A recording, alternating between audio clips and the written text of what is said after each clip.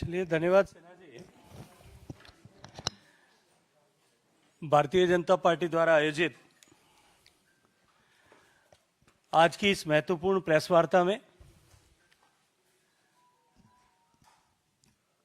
आप सबका हृदयपूर्वक स्वागत करते हुए आप सबके उपस्थित होने के लिए आपका धन्यवाद करता हूं। मित्रों, सत्ता की प्राप्ति के लिए और नैतिक अनैतिक रूप से प्राप्त की गई सत्ता पर किसी भी तरह से काबिज बने रहने के लिए, अनैतिक रास्तों से चुनाव जीतने के लिए, फर्जीवाड़ा, छल और कपट करके सत्ताओं को हासिल करने का खेल कांग्रेस ने हमेशा से खेला है। मैं कुछ ऐतिहासिक दृष्टांतों के माध्यम से आप सबका ध्यान आकर्षित करना चाहता हूं कि किस तरह से आजाद भारत के इतिहास में कांग्रेस पार्टी ने विभिन्न चुनाव में विभिन्न नेताओं के तत्वावधान में अपने पक्ष में चुनाव के परिणाम को लाने के लिए किस तरह से वोटों का खेल किया था। 1952 के चुनाव में तत्कालीन नेता आदरणीय स्वर्गीय जवाहरलाल नेहरू जी के नेतृत्व में बैलेट बॉक्स जो भरे हुए थे उनमें नाइट्रिक एसिड डाल करके उन बैलेट बॉक्सेस में भरे हुए वोटों को, जहां जिनके चलते हुए परिणाम निगेटिवली इंपैक्ट हो सकता था,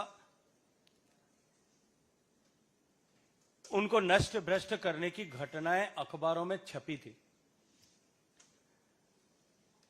उनके बाद के कालखंड में गांधी नेहरू परिवार ने एक बार फिर सत्ता में बने रहने के लिए जिस तरह से इंदिरा गांधी जी के चुनाव के समय में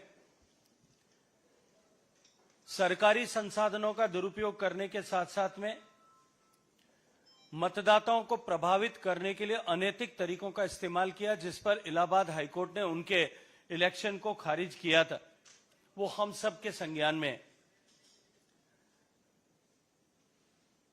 परिवार के तीसरे नेता राजीव गांधी जी जब कांग्रेस पार्टी का नेतृत्व कर रहे थे, उनके अपने मतदान क्षेत्र, अपने लोकसभा क्षेत्र अमेठी में जिस तरह से खुले आम बूथ कैप्चर हुए थे, लोगों को मतदान करने से रोका गया था अनैतिक तरीकों से, उसको लेकर के अमेठी में रीपोलिंग कराने की आवश्यकता पड़ी थी। रीपोलिंग न की जाए, इसको लेकर के उसे रोकने के लिए अनेक तरह के प्रयास किए गए। सोनिया गांधी जी, कल एक प्रश्न उनको लेकर के पूछा गया था और मैं आश्चर्यचकित हूं कि किसी भी विषय का तुरंत फुरत जवाब देने के लिए जो कांग्रेस पार्टी के सिपहसालार सामने आते हैं, 24 घंटे बीत जाने के बाद में भी कांग्रेस पार्टी में उस प्रश्न को लेकर के न परिवार की तरफ से और न पार्टी की तरफ से किसी तरह का कोई प्रत्युत्तर आया है। पूरी कांग्रेस पार्टी उस पर मौन साधे हुए। यह अपने आप में एक प्रश्न चिन्ह है कि 1983 में जब सोनिया गांधी जी को भारत की नागरिकता मिली थी, उससे 3 साल पहले बिना भारत का नागरिक हुए किस तरह से, किस कानून से, किस आधार से उन्होंने मतदाता सूची में अपना नाम दर्ज करा करके मताधिकार का प्रयोग किया था। राहुल गांधी जी जब से कांग्रेस पार्टी का नेतृत्व कर रहे हैं, हर ऐसे अवसर पर जब देश को एकजुट होने की आवश्यकता थी या हर एक ऐसा अवसर जब देश किसी विषय को लेकर के गर्व कर रहा था, तब उन्होंने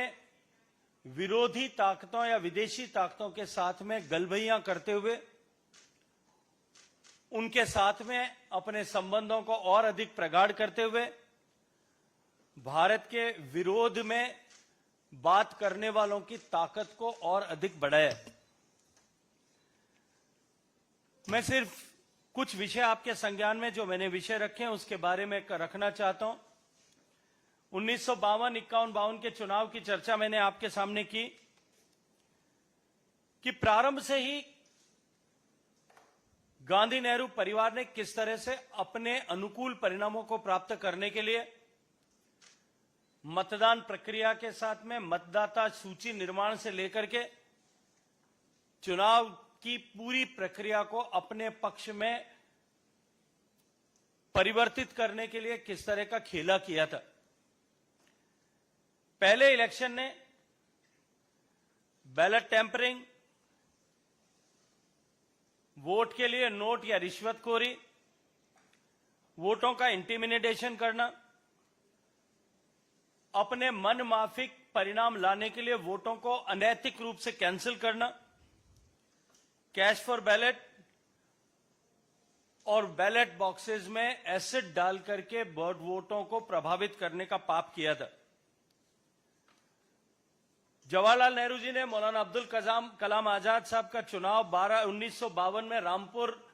लोकसभा से जीता जा सके,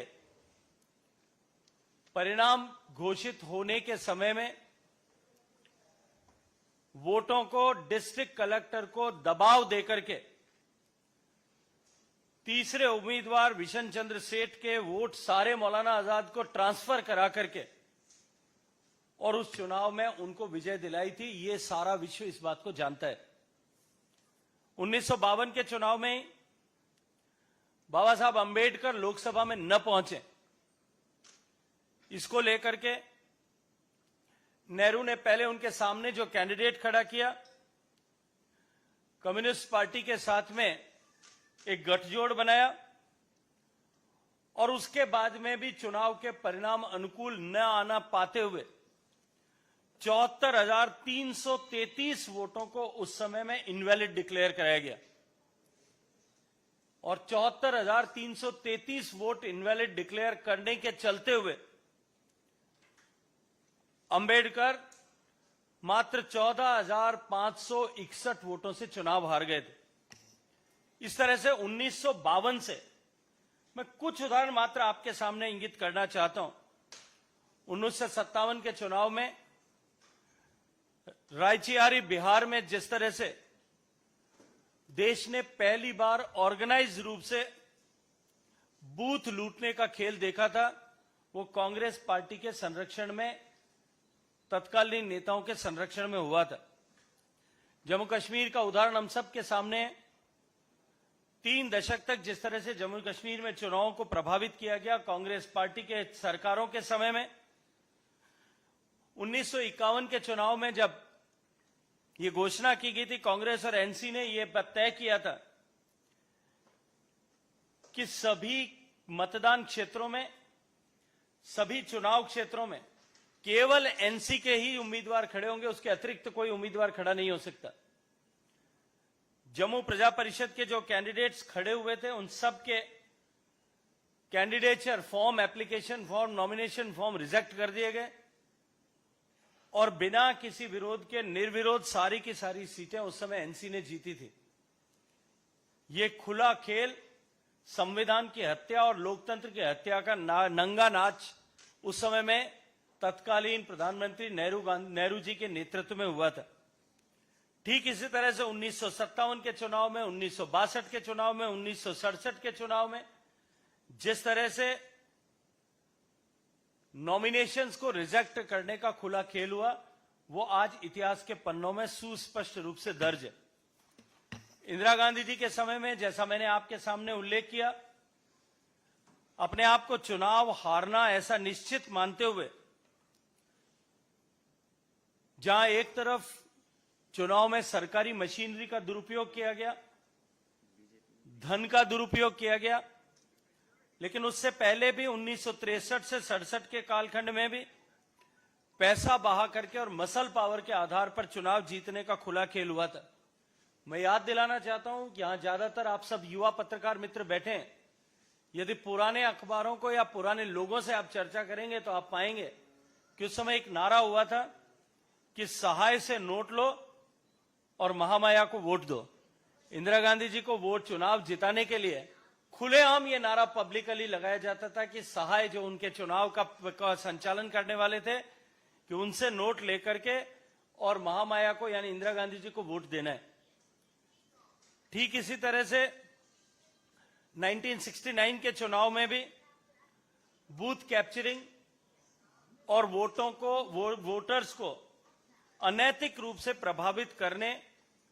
और इस तरह की मेल प्रैक्टिसेस को उस समय के सीईसी श्री एसपी सेन वर्मा ने रिकॉर्ड किया था। 1972 के चुनाव में जिस तरह से इंदिरा गांधी जी और गृह मंत्री केसी पंत ने बंगाल और जम्मू कश्मीर के चुनावों को अनधिकृत रूप से प्रभावित किया था, आज वो कांग्रेस पार्टी संविधान का संरक्षण और लोकतंत्र के संरक्षण की बात कहकर के संविधान की पुस्तक को जेब में लेकर के घूम रही है। जिस तरह से कांग्रेस पार्टी के शासनकाल में, उनके नेतृत्व में, उनके संरक्षण में 60 के दशक से लेकर के 70 के दशक तक हम सब लोगों ने, और आप चाहें तो YouTube पर इसके बहुत सारे वीडियोस आपको सबको देखने को मिलेंगे, उस कालखंड की मूवीज में भी आपको देखने को मिलेगा कि किस तरह से बूथ कैप्चरिंग की एक इकोनॉमिक वर्टिकल उस समय देश के बहुत सारे प्रांतों में खड़ा हो गया था। इंदिरा गांधी जी का जब चुनाव, इलाहाबाद हाईकोर्ट ने ये तय करते हुए, प्रमाणित मानते हुए कि ये चुनाव अनैतिक साधनों के तहत जीता गया है, जब चुनाव खारिज कर दिया गया था, तब देश ने लोकतंत्र की हत्या का वो काला अध्याय देखा और देश में इमरजेंसी थोप करके देश के नागरिकों को लोकतंत्र और संविधान के द्वारा प्रदत्त मौलिक अधिकारों से वंचित कर दिया गया था। प्रेस और मीडिया की स्वतंत्रता को बाधित कर दिया गया था और देश ने वो लोकतंत्र हत्या का नंगा नाच उस समय में देखा था। 77 में सरकार बनने के बाद में भी कांग्रेस पार्टी के संरक्षण में जिस तरह से डुप्लीकेट बैलेट्स के माध्यम से चुनाव प्रभावित किए जा सकते हैं, इसको लेकर के जनता पार्टी ने आवाज उठाई थी, आसाम जनता पार्टी ने आवाज उठाई थी। वो सब रिकॉर्ड आज भी जो है, वो दस्तावेज आज भी सुरक्षित हैं। राजीव गांधी जी के चुनाव में, जैसा मैंने आप सबके सामने उल्लेख किया कि 1989 के चुनाव में इलेक्शन कमीशन ने 97 पोलिंग बूथ्स पर अनैतिक तरीके से वोटर्स को प्रभावित करने, रोकने या बूथ कैप्चरिंग होने के आरोपों के प्रमाणित मानते हुए वहां रीपोलिंग का आदेश दिया था। ठीक इस तरह की घटनाएं राजीव गांधी जी के चुनाव में बाद के कालखंड में भी हुई थी। बहुजन समाज पार्टी के सम्मानीय नेता स्वर्गीय कांशीराम जी ने भी इलेक्शन कमीशन के सामने शिकायत दर्ज करके ये कहा था कि उनके कैंडिडेट्स को हराने के लिए वोटर लिस्ट से में नामों से छेड़छाड़ के बाद में चुनाव प्रक्रिया को भी बाधित करने और उसे अपने अनुकूलता के अनुरूप उसे परिवर्तित करने का काम हुआ है। ऐसी अनेक घटनाएं देश में पिछले समय में कांग्रेस पार्टी और कांग्रेस पार्टी के नेताओं के संरक्षण में देश की जनता ने और देश की चुनाव प्रक्रिया ने देखी है। मैंने जैसा आपके सामने कहा कि सोनिया गांधी जी जो 1983 में भारत की नागरिकता हासिल कर पाई, वो 1980 में देश की मतदाता सूची में अपना नाम दर्ज करा पाई। कांग्रेस पार्टी से एक बार फिर मैं आज प्रश्न करता हूं कि ये वोटर लिस्ट को प्रभावित करने का खेल उन्होंने कैसे और क्यों कर किया था और किस तरह से एक व्यक्ति देश का मतदाता हुए बिना, देश का नागरिक हुए बिना देश का मतदाता बनने का अधिकार हासिल कर पाया था। मैं ये मानता हूं कि सोनिया गांधी जी ने 80 में जो चुनाव में मतदान किया था, वो निश्चित रूप से भारत के सार्वभौमिकता को चुनौती देते हुए भारत के संवैधानिक प्रक्रिया को जो है उद्धता बताने के अनुरूप था। इसके बाद के राहुल गांधी जी के नेतृत्व काल में जिस तरह से कांग्रेस पार्टी ने हर उस क्षण में जब भारत कहीं गर्व कर सके, जिस विषय पर भारत गर्व कर सके, उस विषय पर भारत को नीचा दिखाने के लिए या तो संदेह के बादल पैदा किए, और हम सब ने देखा, आप सबकी जानकारी में है कि किस तरह से उन्होंने विदेशी ताकतों के साथ में गठजोड़ ऐसे समय में जब भारत को एक सॉलिडेरिटी की आवश्यकता थी, तब गठजोड़ बना करके विदेशी ताकतों के हौसलों को बढ़ाने के लिए काम किया। इसी तरह से आज मैं ये आप सबके सामने स्पष्ट रूप से कहना चाहता हूं कि इस परिवार ने, ये परिवार की लीगेसी है कि ये फ्रॉड, डिसीट और उसके माध्यम से मैंडेट को स्टील करने का, चोरी करने का काम करते हैं। जिन्होंने आज तक मैंडेट चोरी करने का काम किया, जिन्होंने बूथ लुटवा करके जो है चुनावों के परिणामों को चोरी करने का काम किया, जिन्होंने वोटों को खारिज करा करके वो जो है चुनाव परिणामों को चोरी करने का काम किया, जिन्होंने मतदान के अधिकार से अनैतिक रूप से लोगों को वंचित करके चुनाव परिणामों को चोरी करके अपने पक्ष में बदलने का काम किया, वो आज इस तरह के अनर्गल प्राप्त करके अपने आप को लोकतंत्र का मसीहा साबित करने का एक प्रयास कर रहे हैं। कल कुछ प्रश्न आदरणीय अनुराग ठाकुर साहब ने भी उनसे खड़े किए थे। मैं फिर कहूंगा कि उन प्रश्नों का जवाब भी आज तक कांग्रेस पार्टी नहीं दे पाई है। आप सबका बहुत सारा धन्यवाद। प्रश्न आमंत्रित है गौरव।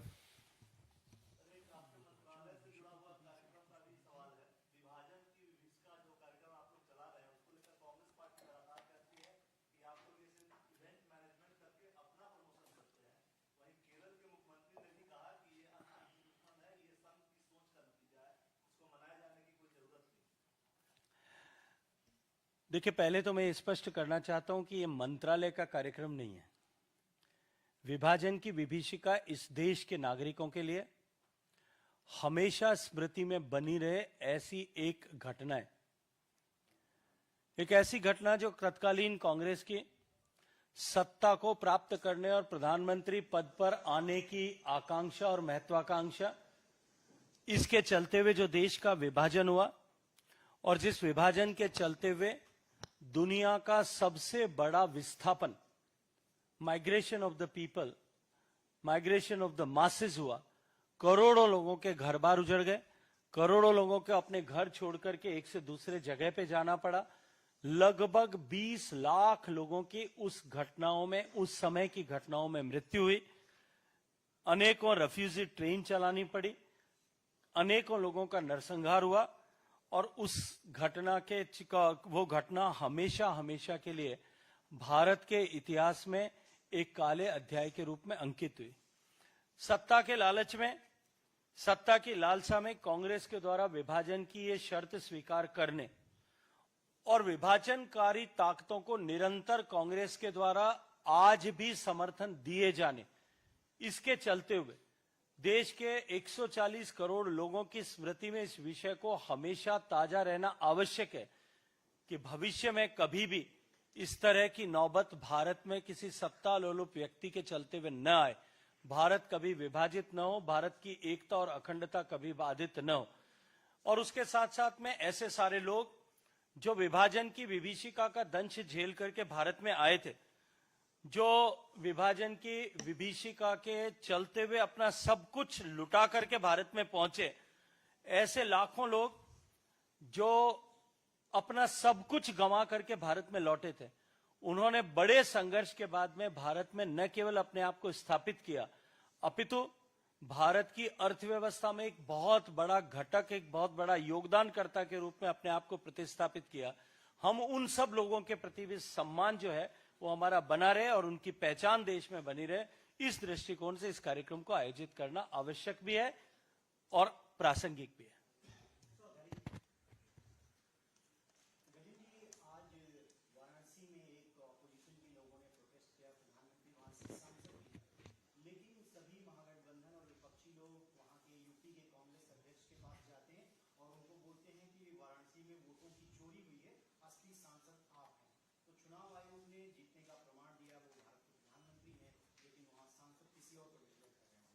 देखिए, मुझे लगता है कि किसी और के सांसद डिक्लेयर करने से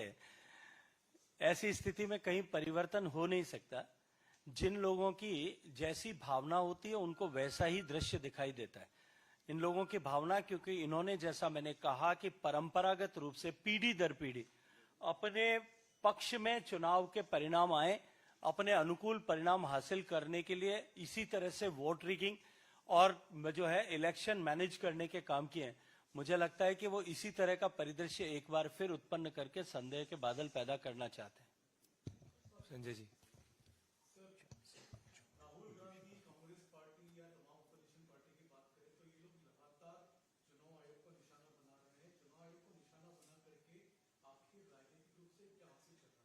देखिए, एक तरफ कांग्रेस पार्टी और कांग्रेस के नेता राहुल गांधी जी संविधान के संरक्षण का अभिनय करते हैं। संविधान की पुस्तक को, जिसे शायद उन्होंने पढ़ा नहीं है गंभीरता के साथ में, और वो जब वो चुनाव आयोग पर प्रश्न उठा रहे हैं तब वो और भी सिद्ध हो जाता है मेरा यह कहना, वो उसे जेब में घूम के लेकर के घूमते हैं, उसका अपमान करते हैं। दूसरी तरफ वो संवैधानिक संस्थाओं पर इस तरह के प्रश्न और संदेह खड़ा करके संविधान की व्यवस्थाओं को कमजोर करने और लोकतंत्र की भावनाओं का अपमान करने का काम करते हैं। जहां तक स्पेशल इंटेंसिव रिवीजन का विषय है, एक तरफ राहुल गांधी जी प्रेस कॉन्फ्रेंस करके ये कहते हैं कि किसी एक विधानसभा क्षेत्र में उन्होंने किसी एक, जिसको वही जानते हैं, उन्होंने किसी एक ऐप के जरिए डिजिटल वोटर लिस्ट को जब उन्होंने उसको वेरीफाई किया तो उसमें उन्होंने कुछ नाम ऐसे हैं जो डुप्लीकेट पाए। अब जब डुप्लीकेट नाम या इस तरह के मास डुप्लीकेसी अगर कहीं है, उसको ठीक करने के लिए election commission special intensive review करती है तो वो उसका विरोध करते हैं। ये दोहरे विषय, यदि उन्होंने कहा है, मैं तो ऐसा कहूंगा, मैंने पहले भी ये कहा है कि मैं धन्यवाद करूंगा राहुल गांधी जी का कि उन्होंने साहस के साथ में अपनी पार्टी, अपने खुद के स्टैंड और अपने गठबंधन के स्टैंड, इन तीनों के विरुद्ध जाकर के इलेक्शन कमीशन का ये स्टैंड की जो स्पेशल इंटेंसिव रिव्यू होना चाहिए उसके समर्थन में बयान दिया।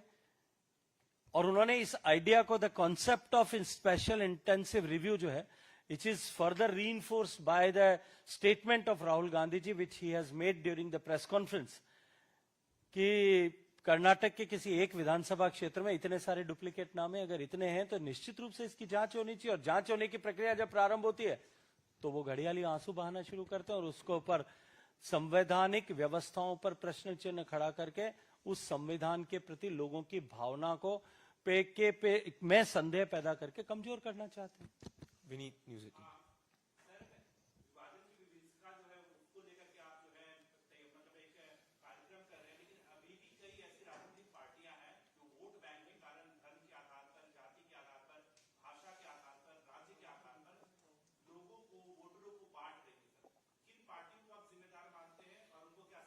देखिए, मैं किसी पार्टी विशेष का नाम लूं उसकी आवश्यकता नहीं है। आज देश जानता है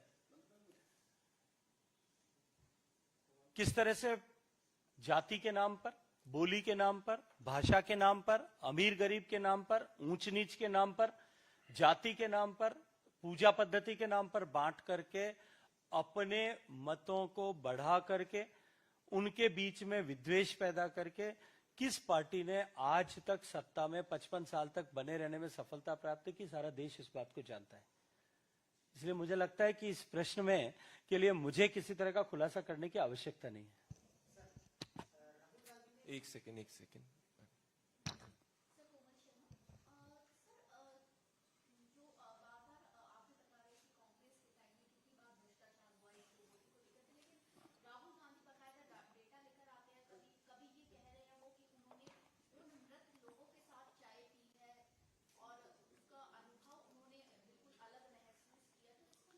देखिए, मैंने जैसा अभी कहा, वोटर लिस्ट को बनाने की प्रक्रिया संविधान प्रदत्त व्यवस्था के अनुरूप इलेक्शन कमीशन के देखरेख और उसके बनाए गए एसओपी के तहत होती है। अगर वोटर लिस्ट में कहीं भी किसी नाम की गलत एंट्री है, किसी की उम्र को लेकर के वो प्रश्न चिन्ह खड़े कर रहे हैं, किसी के होने या न होने को लेकर के प्रश्न चिन्ह खड़े कर रहे हैं, भारत के संविधान के बनाई गई व्यवस्था के अनुरूप वोटर लिस्ट को दुरुस्त करने की प्रक्रिया है। कोई भी वोटर लिस्ट में यदि मेरे नाम के आगे अंकित कोई सूचना गलत है तो मुझे जिम्मेदार नागरिक के नाते मेरी जिम्मेदारी है कि मैं उसकी बनाई गई व्यवस्था के अनुरूप उसको करेक्ट कराने के लिए अप्लाई करूं। किसी का गलत नाम यदि जुड़ा है, वोटर लिस्ट जब प्रकाशित होती है तब गलत नाम जुड़ा या गलती से छूट गया नाम, इन दोनों को दुरुस्त करने की प्रक्रिया है, उसके लिए फॉर्म 6 भरना पड़ता है। अगर उसके बाद में भी उसे दुरुस्त न किया जाए तो उसके बाद में या किसी का नाम गलत तरीके से हटाया जोड़ दिया जाए तो उसकी 3 बार उसको ठीक कराने की व्यवस्था है कि उसमें उसको रिटर्निंग ऑफिसर के पास में पेश करके किया जा सकता है। वहां अगर एड्रेस नहीं होता है तो डिस्ट्रिक्ट इलेक्शन ऑफिसर जो कलेक्टर होता है सामान्यतया उसके पास में हो सकता है। फिर स्टेट इलेक्शन कमिश्नर के पास में उसकी अपील की जा सकती है, वहां से निस्तारण कराया जा सकता है। राहुल गांधी जी को मैं ये कहूंगा कि अपने मृत लोगों के साथ में चाय पीने के लिए जो वो अनुभव लेने के लिए गए थे वो उनको मुबारक है, लेकिन उनको एक जिम्मेदार पार्टी का लीडर होने के नाते देश की पुरानी और ऐसी पार्टी जिसने 55 साल चाहे नैतिक अनैतिक तरीकों से किसी भी तरह से सत्ता प्राप्त की होगी या सत्ता में बने रहे होंगे, कम से कम अब जब देश शिक्षित युवाओं का देश है, देश उनसे अपेक्षा करता है कि वो अपने पार्टी के काडर को इसके लिए एजुकेट करें कि वो जाकर के अपने पार्टी के जो है कार्यकर्ता बीएलएज उनके जाकर के वोटर लिस्ट के दुरुस्तीकरण करने के लिए ठीक से संविधान प्रदत्त प्रक्रिया के अनुरूप काम करें।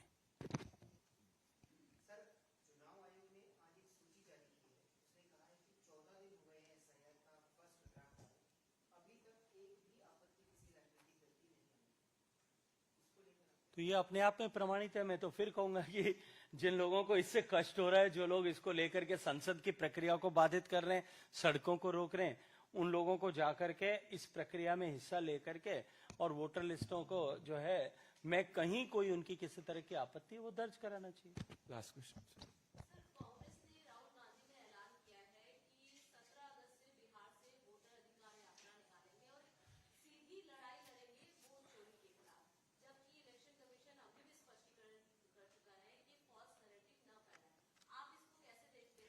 देखिए, मुझे लगता है कि फॉल्स नैरेटिव फैलाने के विरुद्ध जिस तरह से माननीय सर्वोच्च न्यायालय ने राहुल गांधी जी को लेकर के जो टिप्पणी की है, शायद इन शब्दों में, इतने कड़े शब्दों में, इतने गंभीर शब्दों में कभी किसी राजनीतिक नेता के विरुद्ध ऐसे किसी विषय को लेकर के सर्वोच्च न्यायालय ने टिप्पणी नहीं की होगी। लेकिन उसके बाद में भी यदि कोई न समझना चाहे तो मुझे लगता है कि आने वाले समय में अपने आप ही व्यवस्था उसका निस्तारण तो करेगी। लेकिन मैं फिर कहूंगा कि ये आज डिजिटल युग में पढ़े लिखे युवाओं का देश भारत जो है,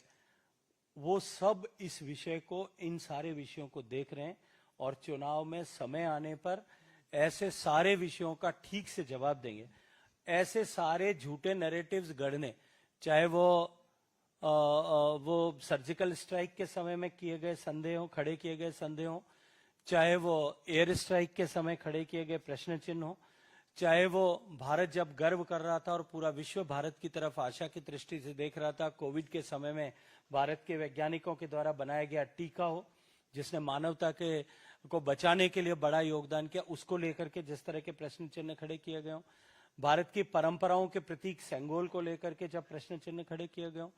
हमेशा ही जब उन्होंने प्रश्न चिन्ह खड़े किए, लेकिन उसके प्रत्युत्तर में देश की जनता ने उनको वोटों के हिसाब दिया है और वोट की चोट से उनका जो है ऐसे सारे प्रश्नों का जवाब दिया है और उसके चलते हुए वो सिमटते सिमटते सिमटते सिमटते अब हाशिए तक आ गए हैं। मुझे लगता है कि अब हाशिए पे बने रहने का वो जो संघर्ष है, उस संघर्ष को भी अगर वो पुरानी रीति से लड़ते रहेंगे तो वहां से भी समाप्त हो जाएंगे। Last final question.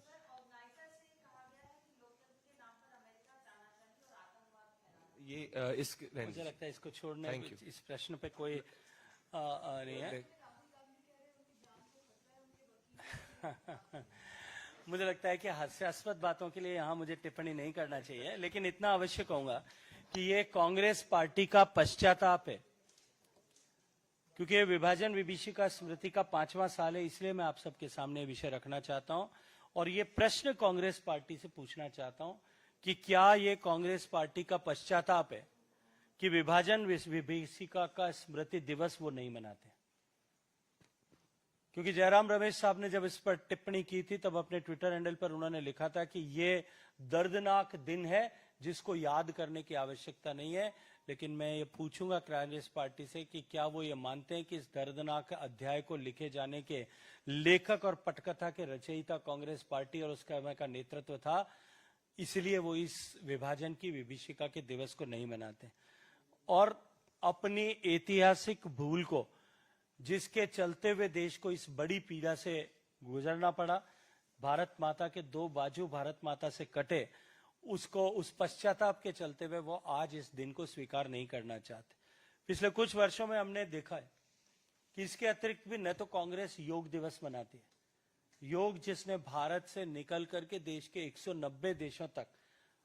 न केवल अपनी पहचान बनाई, अपितु भारत की संस्कृति और भारत के सांस्कृतिक उत्थान का सम्मान पूरे विश्व के पटल पर रखा, उस योग दिवस को न मनाती है, न कारगिल विजय दिवस को मनाती है, जब देश की सशक्त सेनाओं ने देश पर हुए चौथे बड़े पाकिस्तान के हमले का माकूल जवाब देकर के देश को एक डिसाइसिव विक्ट्री दिलाई थी। उस दिन को भी वो गर्व के साथ में नहीं मनाते। इसी के साथ साथ में कांग्रेस पार्टी ऐसे अन्य सारे दिवस, ऐसे सारे अवसर जहां देश गर्व करता है, उससे अपने आप को अलग थलग रखती है। न कांग्रेस पार्टी देश के सुख में शामिल होना चाहती है, न देश के सांस्कृतिक वैभव के सम्मान जहां बढ़ता है उसके साथ में जुड़ना चाहती है, न ऐसे विभाजन विभीषिका जैसी किसी पीड़ा के साथ में जुटना चाहती है, न इमरजेंसी के विरोध में लोकतंत्र की हत्या जो उन्होंने की उस दिन के साथ में जुड़ना चाहती है। मुझे लगता है कि ऐसे सारे विषयों से कांग्रेस पार्टी अपने आप को अलग थलग रख करके, क्योंकि वो इन सब के कारक थी और ऐसे भारत का सम्मान जिस सब जगह पर बढ़ता हो उसके साथ में वो नहीं जुड़ना चाहती। ऐसे विषयों के साथ ऐसे वो दूरी क्यों बनाते हैं, ये प्रश्न मैं आप सब के लिए, कांग्रेस पार्टी के लिए, आप सब के लिए छोड़ करके आज की इस बात को समाप्त करता हूं। बहुत बहुत धन्यवाद, शुक्रिया। चलो भाई, ये आपके पेपर्स।